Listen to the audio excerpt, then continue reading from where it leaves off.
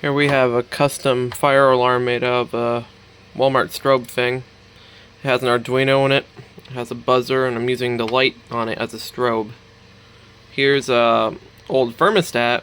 I'm gonna be giving it a paint. It's a custom pull station.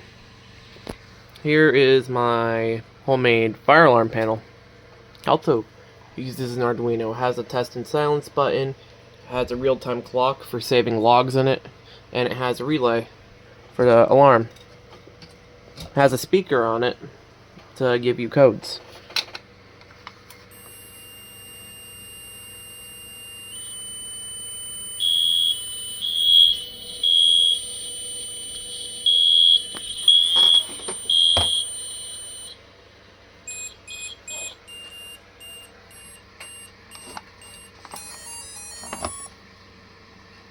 That means it's ready again.